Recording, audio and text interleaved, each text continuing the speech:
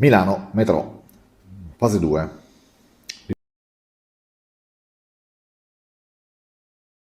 Il flusso di passeggeri in metropolitana si è intensificato, ma tutti con la mascherina, non tutti con i guanti. Tutto però è rimasto sotto controllo. Nessun assembramento e situazione tranquilla, sia sui mezzi di superficie sia nella metropolitana. L'afflusso dei passeggeri, spiegano l'ATM, è stato ordinato sia nelle stazioni sia sui treni del metro.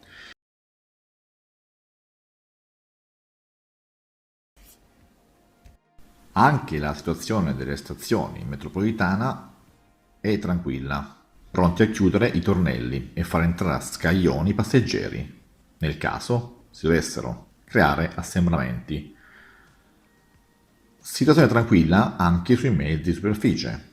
Il personale della Security ATM ha raccontato una Milano a passo ridotto. Non abbiamo avuto finora problemi.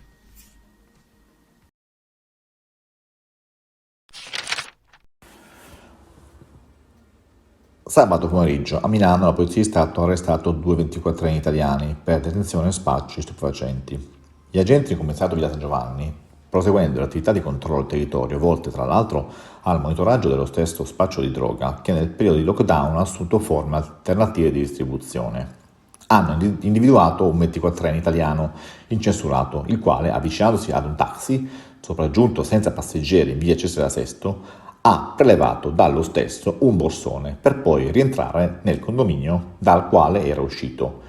Circa un'ora dopo, i poliziotti di Villa San Giovanni, nello stesso luogo, hanno assistito ad una scena simile. È sopraggiunto un secondo taxi al quale si è avvicinato un altro giovane italiano, anch'egli 24enne, con precedenti specifici.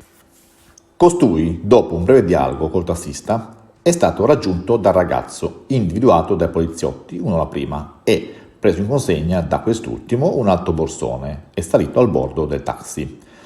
Gli agenti hanno quindi subito bloccato entrambi i giovani. Il passeggero del taxi ed il primo 24enne, che nel frattempo stava allontanandosi a bordo di un'auto privata. All'interno del borsone i poliziotti hanno rinvenuto 8 confezioni di marijuana per un totale di 2 kg.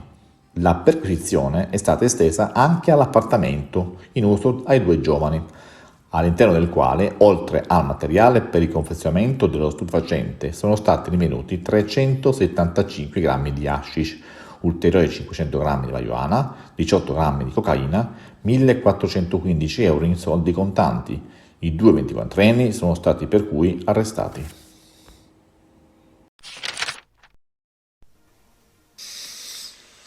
Mascherine speciali per i bambini. Il regalo di Areu ai dipendenti. Areu dona una mascherina speciale ad ogni dipendente. L'iniziativa, grazie alla donazione dell'imprenditore Giampaolo Torri e alla creatività di una mamma. 2000 mascherine speciali dedicate ai bambini, decorate con disegni e grafiche di animali e supereroi che sembrano un gioco, ma invece sono presidi di protezione certificati. È il regalo che Areu farà nei prossimi giorni a tutti i suoi dipendenti, medici, infermieri e personale tecnico, a tutti quelli che sono stati in prima linea contro la drammatica epidemia del Covid-19. L'iniziativa è stata resa possibile grazie alla volontà di un imprenditore, Giampaolo Torri, titolare del caseificio San Giacomo di Brescia, che ha donato le mascherine, e di Francesca Tenchini, mamma e progettista milanese. Ho pensato, osservando l'esperienza diretta come mamma e avendo alle spalle più di 15 anni di lavoro nel mondo dell'educazione, che soprattutto i più piccoli non capiranno bene come e perché ci si debba tutti schermare e magari opporranno qualche resistenza dovendo indossare le mascherine. Immaginare tutto come un gioco può essere un modo per superare queste difficoltà. Le mascherine con i loro disegni aiutano inoltre a creare, raccontare storie e le storie, le metafore, aiutano adulti e bambini a comprendere e comunicare. Per chi desidera avere maggiori informazioni può telefonare a Francesca Tenchini, la mamma di Milano, al numero 340 8714 058.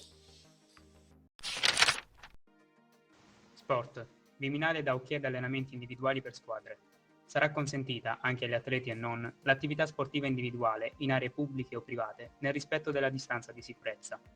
Così recita la circolare inviata oggi dal Viminale ai prefetti sulle prescrizioni in vigore da domani fino al 17 maggio. Si apre dunque alla ripresa degli allenamenti per le squadre e uno spiraglio sulla possibilità di terminare il campionato di calcio di Serie A.